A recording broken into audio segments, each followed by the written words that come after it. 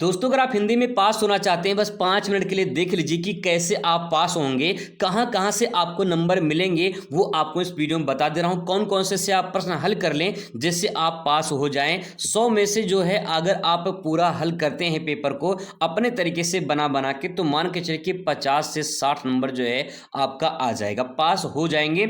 आपको इस वीडियो में पास होने का तरीका ही बताया जाएगा। तो पेपर पैटर्न हूबहू ऐसे ही आपको देखने को मिलेगा और यहाँ पे जो खंड का रहेगा बहुविकल्पीय प्रश्न रहेगा। अब मान लीजिए एक भी बहुविकल्पीय क्वेश्चन आपको नहीं आएंगे, 10 बहुविकल्पीय क्वेश्चन रहेगा, 10 नंबर का रहेगा।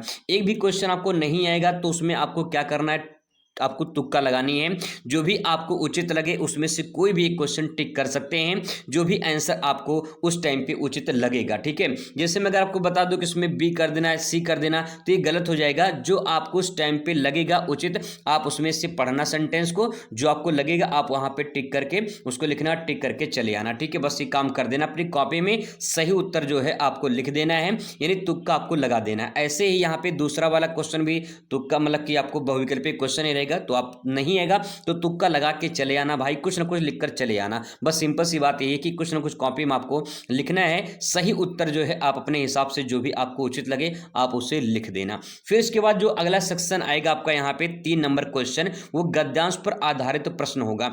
10 नंबर जो है आपको यहाँ से मिलेंगे। तो सबसे ज्यादा नंबर आपको यहीं से मिलते हैं, यहीं से उठा लीजिए जितना आपका बढ़िया से नंबर आ जाए। ठीक है, यहाँ पे लिखा है निम्नलिखित गद्यांश पर आधारित नीचे लिखे प्रश्नों का उत्तर दीजिए। तो यहाँ पे जो गद्यांश दिया गया है इसका जो है आपको यहाँ पे कुछ क्वेश्चन दिए गए हैं।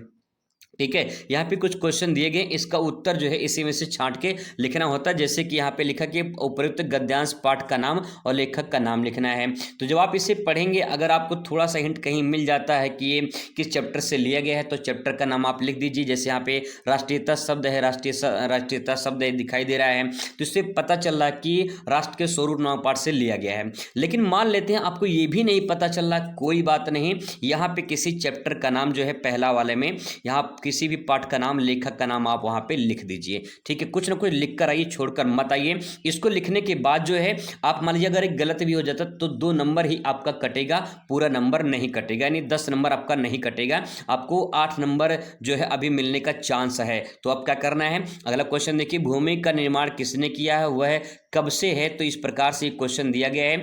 इससे मिलता जुलता शब्द आपको इसी गद्यांश में ढूंढना है कि भूमि का निर्माण किसने किया है। तो ऊपर जब आप आएंगे तो यहाँ पे जो है कुछ सेंटेंस आपको मिलेगा, जैसे भूमि का निर्माण देव ने किया है, वह अनंत काल से है। तो यहाँ से लिख देंगे। अब यहाँ पे 2 नंबर आपको मिल गया। अब कोई एग्जामिनर काटेगा ही नहीं, 2 नंबर आपके यहाँ से मिल जाएगा। तो इस प्रकार से यहाँ से छांट छांट के आपको लिखना है, मिलता जुलता जो शब्द है आपको यहाँ से लिखना है। जैसे यहाँ पृथ्वी के संबंध में हमारा आवश्यक धर्म क्या है, तो ये जो है आवश्यक धर्म जो है आप यहाँ पे देखिए लिखा नीचे ही आवश्यक धर्म है, तो यहाँ पे लास्ट में लिखा है तो ऊपर आ जाइए। इस प्रकार से ऐसे इधर आइए, यहाँ से आप इसीलिए जो लिखा गया सेंटेंस यहाँ से उठाइए और पूरा यहाँ तक आप पेस्ट कर दीजिए। ठीक है, तो आपका तीसरा वाला हो जाएगा। फिर यहाँ पार्थिव और अद्यौपांत शब्द का अर्थ लिखना है। अब यहाँ मान लो आपको नहीं पता है इस सेंटेंस का मतलब, तो आप इसको सेंटेंस को लिखिए। ठीक है, और इसी में से कोई एक सेंटेंस ऐसा उठाइए जो कहीं ना कहीं अलग हो। ठीक है, तो थोड़ा सा उसके बारे में पार्थिव लिखा गया सेंटेंस, तो उसमें कोई भी सेंटेंस आप उसमें उठा के वहाँ पे पेस्ट कर दीजिए। ठीक है, आपको कुछ ना कुछ लिख कर आना है दोस्तों, छोड़कर नहीं आना है, बस आप कॉपी भर कर आइए। ठीक है, ऐसे रेखांकित अंश की व्याख्या करनी है। व्याख्या नहीं आता कोई बात नहीं, उससे जो है आप वैसे ही छोड़ दीजिए। यहाँ पे जो सेंटेंस लिखा पहले इतना छाप दीजिए। ठीक है, और फिर इसमें से 2 सेंटेंस उठा के 2-3 सेंटेंस उठा के उसमें लिख दीजिए ताकि व्याख्या जो है थोड़ा बड़ा दिखे, क्योंकि व्याख्या बड़ा थोड़ा सा लिखना चाहिए। ठीक है, इसके बाद दोस्तों यहाँ पे चौथा क्वेश्चन रहेगा। चौथा क्वेश्चन भी आपका 10 नंबर का रहेगा, ये पद्यांश पर आधारित रहेगा।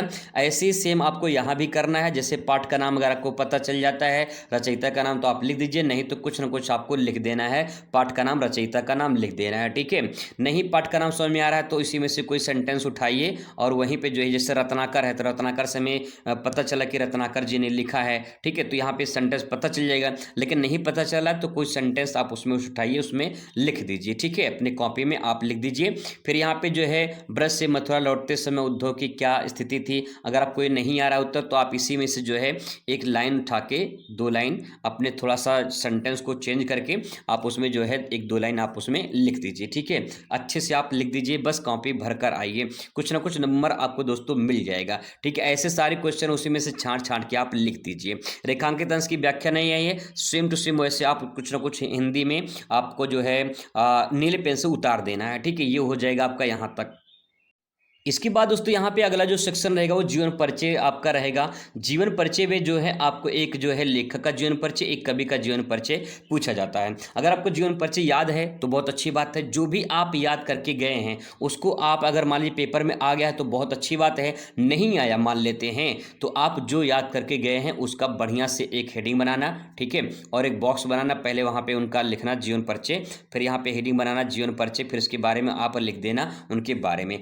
मान लीजिए कुछ भी आपको याद नहीं है तो यहाँ पे किसी भी एक जीवन परिचय मतलब किसी भी कहानी की तरह उनके बारे में जीवन परिचय में क्या लिखते हैं, उनके माता पिता नाम, उनके शिक्षा के बारे में। नहीं शिक्षा पता है, जन्म नहीं पता, कोई बात नहीं, जन्म छोड़ दीजिए, लेकिन जो है माता पिता का नाम नहीं पता छोड़ दीजिए। बस आप इसमें जैसे मान लो आपको लिखना है जयंत कुमार के बारे में, ठीक है, तो यहाँ पर आप लिखिए जयंत कुमार का जो है हिंदी साहित्य में काफ़ी महत्वपूर्ण योगदान था।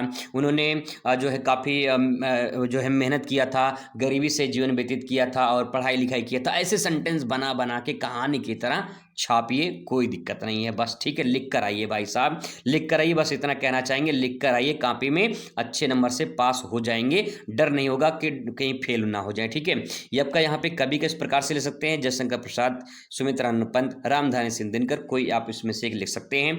फिर इसके बाद यहाँ पे पंचलाइट या बहादुर की कहानी अगर कभी पढ़े होंगे थोड़ा बहुत तो आपको हिंट थोड़ा पता चल गया होगा कि बहादुर पंचलाइट की कहानी में क्या है। नहीं पता है तो बहादुर कहानी आप हेडिंग डालिए और उसके बारे में थोड़ा कुछ कहानी बना के लिखिए। ठीक है, कि बहादुर जो है एक ऐसा लड़का था जो बहुत बहादुर था, वह जो है मेहनत करता था ईमानदारी से। इस प्रकार से सेंटेंस बना बना के कम से कम 1 पेज भर दीजिए। ठीक है, बस 1 पेज भर दीजिए, काम आपका हो जाएगा। इसके बाद 7 नंबर आपका क्वेश्चन रहेगा। 7 नंबर क्वेश्चन में जो है आपको खंडकाव्य से जो है आपका जो जिले में चलता है, जैसे कि यहाँ पे रसीम रथी का है, रश्मि रथी का है, ठीक है, या फिर त्यागपंथी का है, ऐसे जो है आपके जिले में जो चलता है वो आप लिख सकते हैं। अगर इसमें से कोई आपको नहीं पता है तो इसमें से कोई भी एक उठा के लिख दीजिए। जैसे श्रवण कुमार के बारे में आपने सुना होगा कभी, श्रवण कुमार के बारे में, तो उनकी कहानी थोड़ा सा आप जो है अपने शब्दों में बयां कर दीजिए। ठीक है, कहानी है, बस कहानी जो है लिख दीजिए। अब यहाँ से देखिए 5 नंबर आपको यहाँ से मिलेंगे। ठीक है, जीवन परिचय से जो आप जीवन परिचय लिखेंगे तो 5 नंबर आपको जीवन परिचय से मिल जाएंगे। अब मान लीजिए पूरा नहीं मिलेगा तो 3-3 नंबर अगर आपको मिल जाता है और 5 नंबर में से 3 नंबर यहाँ मिल जाता है। जो आपको गद्यांश पद्यांश वाला वहाँ पर मान लो 10 नंबर का प्रश्न है, मान लो 5-5 ही मिल जाता है, तब भी कुछ ना कुछ आपका काम हो जाएगा। धीरे धीरे छोटा छोटा सेंटेंस में आप बना के लिखेंगे तो आपका काम हो ही जाएगा। फिर इसके बाद आपका खंड जो है आपका खास शुरुआत होता है, इसमें संस्कृत गद्यांश आधारित प्रश्न रहेगा। अब आपको यहाँ पे लिखना है इसका संस्कृत में जो है संदर्भ लिखना है और इसका बाद जो है हिंदी में अनुवाद करना है। अब आपको इसमें कुछ नहीं आ रहा है तो कोई बात नहीं, घबराने वाली बात नहीं है। यहाँ पे सबसे पहले आप संदर्भ लिखा तो यहाँ पे संदर्भ आप लिखिए। ठीक है, संदर्भ आप हेडिंग बनाइए। संदर्भ में कुछ सेंटेंस ऐसे होते हैं जो आपको लिखना पड़ता है, जैसे प्रस्तुत गद्यांश हमारी पाठ्य पुस्तक संस्कृत दिनदर्शिका नामक पाठ से या संस्कृत भाषा नामक पाठ से लिया गया है। ये सेंटेंस आप हमेशा सब में फिट कर सकते हैं, लिख सकते हैं। ठीक है, अब फिर इसके बाद जब आपको हिंदी में अनुवाद करना होगा तो अनुवाद मान लीजिए आपको नहीं आ रहा है तो यहाँ पे जिससे सेंटेंस लिखा गया है तो यहाँ पे उसका जो ये सेंटेंस है उसको हटा हटा के यहाँ पे धन्य है तो धन्य कर दीजिए, धन्य भारत देश, ऐसे करके। ठीक है, इस प्रकार से आप सेंटेंस बना के ये जो सेंटेंस लिखा गया इसको हटा दीजिए। ठीक है, फिर यहाँ पे हलंत है, ये सब जो हलंत वगैरह है इसको हटा दीजिए। ठीक है, बस उसको जो है हिंदी में कन्वर्ट कर दीजिए, बस आपको इतना काम करना है। ठीक है, इसको छाप के वैसे चले जाइए हिंदी की तरह। फिर यहाँ पे जो है आपका संस्कृत में पद्यांश रहेगा, ये भी उसी तरह से कर सकते हैं जैसे आपने गद्यांश किया है। ठीक, गद्यांश में जो है इस प्रकार से लिख के जो है उसका थोड़ा सा हिंदी में अनुवाद कर सकते हैं। जैसे यहाँ पे देखिए लिखना क्या रहता है, प्रस्तुत श्लोक हमारी पाठ्य पुस्तक संस्कृत भाग या संस्कृत खंड से संकलित या संस्कृत दीर्घदर्शिका से संकलित निरपद दिलपा पाठ से अवधृत या लिया गया है, ऐसे लिखना होता है। ठीक है, फिर यहाँ पे जो अनुवाद होते हैं वो अनुवाद आप यहाँ पे ले सकते हैं कि किस प्रकार से जो है सेंटेंस कहा गया है, तो आप ऐसे इस प्रकार से लिख सकते हैं इसमें। फिर यहाँ पे जो है 9 नंबर जो क्वेश्चन दिखाई देगा आपको, संस्कृत में दो जो है प्रश्न आपको दिखाई देगा। तो प्रश्न आपको लिखना रहेगा, जैसे इसमें क्वेश्चन आपको 4 मिलेगा, 2 करना रहेगा आपको, ठीक है, 2 आपको करना होगा। तो इसमें क्या करना है, इसमें एक सेंटेंस सिर्फ चेंज होता है, जिससे जो क्वेश्चन मार्क है ये आपका हट जाएगा, पीछे से जो क्वेश्चन मार्क ये हट जाएगा। और यहाँ पे जैसे किम लगा है, यहाँ पे जो है कथम लगा है, ठीक है, ये कथम ये कहा, ये सेंटेंस सिर्फ यही हटता है, इसमें ये हट जाता है, बाकी सेंटेंस सेम रहेगा। तो आप ये सेंटेंस लिखना, इसकी जगह पे संस्कृत में से कोई भी एक शब्द उठा के, एक शब्द, केवल एक शब्द उठा के यहाँ पे लिख के ये सेंटेंस लिख देना, ये हटा देना यहाँ से, बस काम हो जाएगा, ठीक है। फिर यहाँ पे जो सेंटेंस यहाँ तक लिखना, फिर ये सेंटेंस हटा के संस्कृत में से कोई एक शब्द है, जैसे यहाँ पे लिखा है ये शब्द ना, वही शब्द आपको यहाँ से इस प्रकार से यहाँ लिखना, और फिर से लास्ट में सेंटेंस लिख के इसको आप एक लाइन में लिख सकते हो, ठीक है। तो उस प्रकार से जो है 2 आपका क्वेश्चन यहाँ से कंप्लीट हो जाएगा। 4 नंबर का यहाँ से क्वेश्चन आपको मिलेगा, 2 ही नंबर मिल जाएगा, तभी बहुत आपका काम हो जाएगा, ठीक है। इसके बाद 10 नंबर क्वेश्चन रहेगा, 2 + 2 + 2, 6 नंबर आपको यहाँ से मिलते हैं, जिसमें रस, अलंकार और छंद आपका पूछा जाता है। तो वीर रस और शांत रस है। अब इसमें मान लो रस आपको नहीं आ रहा है, तो आप यहाँ पे वीर रस लिखा हुआ है, तो वीर मतलब कि एक तरह से बहादुर की बारे में बात हो रही है, कोई ऐसा वीर सैनिक है उसके बारे में बात हो रही है, तो आप उसके बारे में सेंटेंस अपने शब्दों में ले सकते हैं। जैसे आप यहाँ पे ले सकते हैं कि युद्ध या किसी कठिन कार्य को रोकने के लिए हृदय में जो उत्साह नामक अस्थायी भाव जागृत होता है उसे वीर रस कहते हैं, ठीक है। तो इस प्रकार से जो है आप सेंटेंस को अपने शब्दों में लिख सकते हैं कि जहाँ पे युद्ध की बातें हों या फिर कोई कठिन काम हो, उसको करने के लिए जो उत्साह हमारे अंदर उत्पन्न होता है उसे हम वीर रस कहते हैं। तो इस प्रकार से उसके बारे में लिख सकते हैं, ठीक है। अब मान लो इसमें एक उदाहरण देना है, आपको उदाहरण नहीं आ रहा है, तो जो आपका अभी उसमें पद्यांश दिया है, उस पद्यांश में से 2 लाइन उठाइए और यहाँ पे लिख दीजिए, ठीक है। इस प्रकार से वीर रस में आप लिख सकते हैं। फिर इसके बाद इसे इसमें अलंकार रहेगा, तो अलंकार में से कोई एक अलंकार आपको लिखना है, ठीक है। जैसे इसमें आप अलंकार में जो है यहाँ पे कुछ सेंटेंस चीज़ें जो है होती हैं वो आप इसमें ले सकते, जैसे उपमा अलंकार आपको लिखना है। तो जब किसी वस्तु या व्यक्ति की तुलना की जाती है, कोई भी व्यक्ति हो, मान लो जैसे आप हैं, आपका दोस्त है, ठीक है, अगर आपके दोस्त के साथ आपकी तुलना की जाए तो उसे हम उपमा अलंकार कहते हैं, बस लिख सकते हैं ऐसे सेंटेंस में। फिर यहाँ पे एक छोटा सा एग्जाम्पल दे सकते हैं, एग्जाम्पल नहीं पता है तो उसी पद्यांश में से एक 2 लाइन का पॉइंट उठा के यहाँ पे लिख दीजिए उदाहरण के तौर पे, ठीक है, आपका काम हो जाएगा। फिर इसके बाद यहाँ पे एक छंद रहता है, छंद में जैसे कोई भी एक चौपाई छंद है, जो भी आप एक सेंटेंस दिया रहेगा उसमें पेपर में, वही आपको लिखना पड़ेगा। तो छंद में जो है आप यहाँ पे ले सकते हैं, जैसे कि जो है चौपाई एक मात्रिक समछंद है, इसमें 4-4 चरण होते हैं, 16-16 मात्राएं होती हैं। तो आप इस प्रकार से इतना लिख देंगे तब भी काम हो जाएगा। उदाहरण के तौर पे जैसे जय हनुमान ज्ञान गुण सागर, जय कपीस तिहुँ लोक उजागर, ये हो जाएगा आपका, ठीक है। फिर इसके बाद जो सबसे ज़्यादा नंबर आपको मिलता है यहाँ से, वो दूसरा है 9 नंबर का आपका यहाँ पे निबंध आएगा। निबंध में जो है पहले आप रूपरेखा तैयार करिए, ठीक है। रूपरेखा जो है जब आप तैयार कर लेंगे तो उसके बाद जो है आप प्रस्तावना, उसके जो है कुछ मुख्य बिंदु रहेंगे, फिर निष्कर्ष लास्ट में लिखते हैं। तो इस प्रकार से आप उसमें लिखिए, जो भी निबंध रहता है वो निबंध जो है आपको अपनी कहानी की तरह उसे लिखना है, ठीक है। फिर इसके बाद दोस्तों आपको 12 नंबर क्वेश्चन दिखाई देगा। 12 नंबर क्वेश्चन में संविच्छेद रहेगा, 4 ऑप्शन आपको यहाँ पे दिया रहेगा, ठीक है, उसमें से टिक करना रहेगा।